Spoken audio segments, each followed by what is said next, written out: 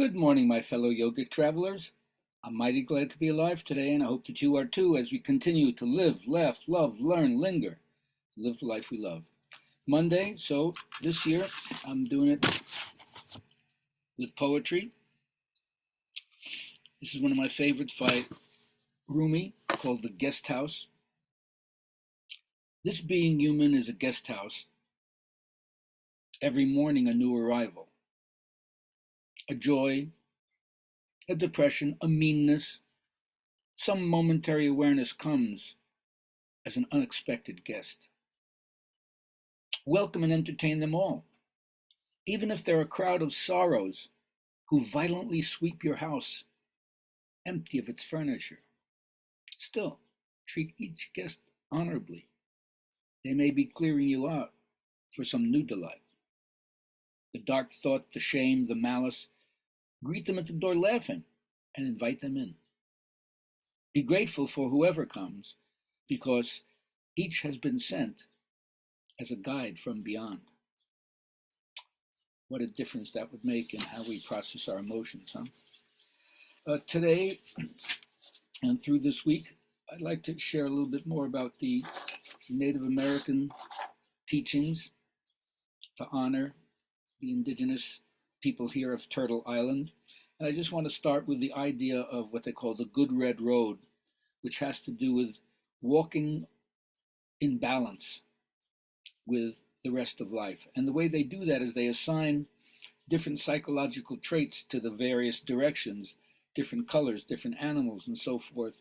And the idea is for you to travel the four directions to become a balanced or integrated human being. They start off usually with the east because that's where the sun rises, or at least we project it onto that direction. And the medicine animal is usually the eagle, which represents the part of oneself that can fly high and see far. So it's a visionary place that gives you perspective because you're lifted up above it all, like watching a ground battle from the aerial view. So that's one of the things that everybody needs to do, to travel into that place where they have an expanded consciousness.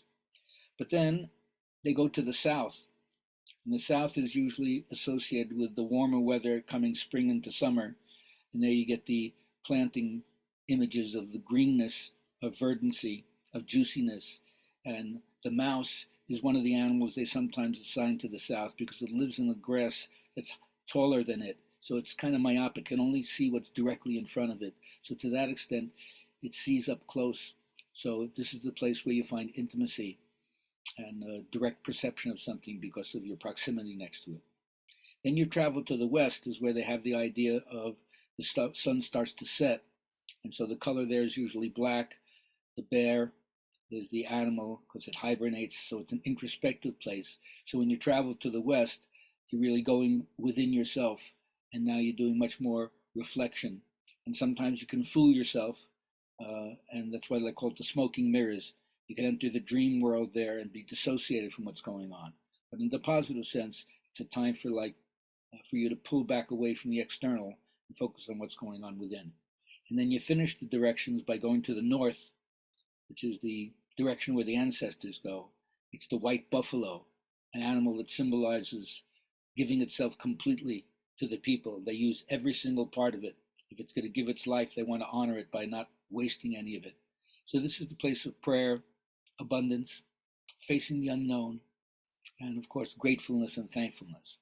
So if you go to these four directions, and at another time I can make an analogy between these four directions, all the other paths of four, the quadrated orders that I like to talk about, whether it's the seasons or the winds or the different kinds of yogas and the different archetypal energies.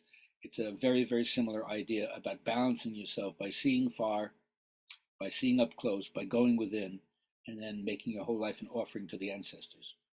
All right, I'll be back a week from Wednesday with the next Good Vibrations class called Yoga and Inner Alchemy. Go to my website, gabrielhalpern.com, to register for that. And also go to the website just to cherry pick. And as always, I invite everybody to come and talk to me by text, Zoom, phone call, whatever way. I'd love to speak to you. Have a great day and continue to travel the Good Red Road.